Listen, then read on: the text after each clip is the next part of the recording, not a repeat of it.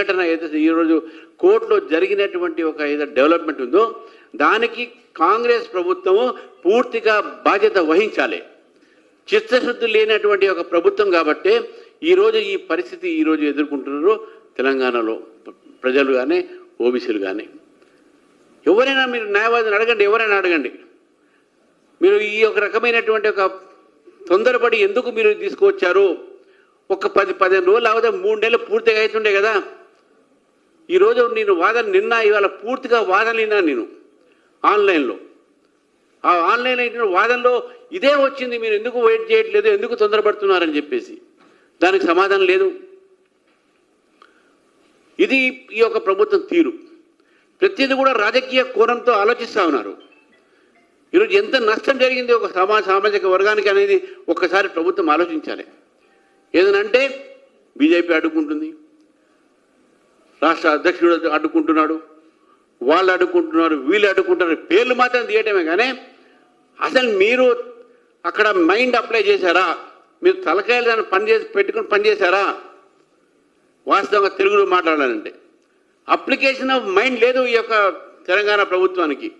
కాబట్టి ఈ పరిస్థితి ఈరోజు వచ్చింది.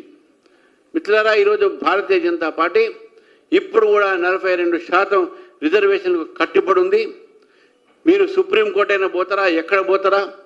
దీంట్లో ఉన్నటువంటి ఒక లీగల్ రిస్కులను మీరు, ఎందుకంటే మీరు చెప్పారు, ప్రామిస్ చేశారు, కామారెడ్డిలో బీసీ డిక్లరేషను మీరు చేశారు, ఇది మీ బాధ్యత. ఈ రకమైనటువంటి ఒక ఏదైతే పరిస్థితి వచ్చినో దాని ఆ అడ్డుని తొలగించే బాధ్యత మీది. కానీ ఇప్పుడు మీరు చేసింది మొత్తము బిల్ తెచ్చింది మీరు, డిక్లరేషన్ తెచ్చింది మీరు, ఆర్డినెన్స్ తెచ్చింది మీరు, సవరణ తెచ్చింది మీరు, చివరికి మా మీద దోషి బ్లేమ్ చేస్తారా? కాబట్టి ఈరోజు ప్రభుత్వాన్ని నేను చెప్తా ఉన్నాను, హెచ్చరిస్తా ఉన్నాను నేను కాంగ్రెస్ ప్రభుత్వాన్ని, ఈ రకమైన రాజకీయాలు చేయకండి. ప్రజలతోని చిత్తశుద్ధితో మీరు రాజకీయాలు చేయాలి. అంతేగాని అప్లిఫ్ట్మెంట్ అది బీసీస్ ఉండాలి, కానీ వాళ్ళతోని రాజకీయాలు చేయకూడదని చెప్పేసి కూడా ఈరోజు నేను చెప్తా ఉన్నాను. కాబట్టి ఈరోజు జరిగినటువంటి ఒక పూర్తిగా కోర్టులో జరిగినటువంటి ఒక నిర్ణయానికి, ఆ ఫలితానికి రాష్ట్ర ప్రభుత్వమే దాన్ని బాధ్యత వహించాలని చెప్పేసి కూడా మీకు తెలియజేస్తా ఉన్నాను. Thank you.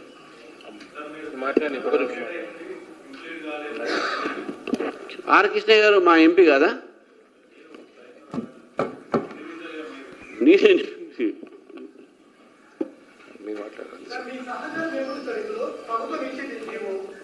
నా సహకారము మా మహేశ్వర రెడ్డి గారు ఇక్కడ ఉన్నారు. అసెంబ్లీలో బిల్లు సపోర్ట్ చేసినాం, ఆర్డినెన్స్ సపోర్ట్ చేసినాం, సవరణ సపోర్ట్ చేసినాం. ఇంకేం కావాలి? లీగల్గా సహకారం మేము చేస్తామండి. భలే ఉన్నారు. మా ఇంప్లీట్ చేసినాం కదా మేము. అవునండి. ఈవెన్ సుప్రీంకోర్టులో కూడా మా మధ్యప్రదేశ్లో 57% రిజర్వేషన్లు ఇవ్వమని చెప్పేసి మా భారతీయ జనతా పార్టీ ప్రభుత్వం సుప్రీంకోర్టులో కొట్లాడుతున్నది. ఈరోజు కొట్లాడుతున్నది. ఈరోజు ఉన్నది, పోస్టింగ్ ఉన్నది, ఈరోజే ఉన్నది అది సుప్రీంకోర్టులో. మీకు కావాలంటే కేసు వివరాలు ఇస్తాను.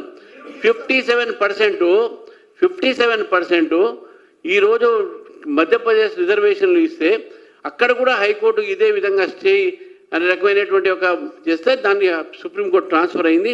సుప్రీంకోర్టులో దాని మీద మధ్యప్రదేశ్ ప్రభుత్వం అది 57% మాకు కావాలని చెప్పేసి ఈరోజు సుప్రీంకోర్టులో వాదిస్తూ ఉన్నారు దాని మీద.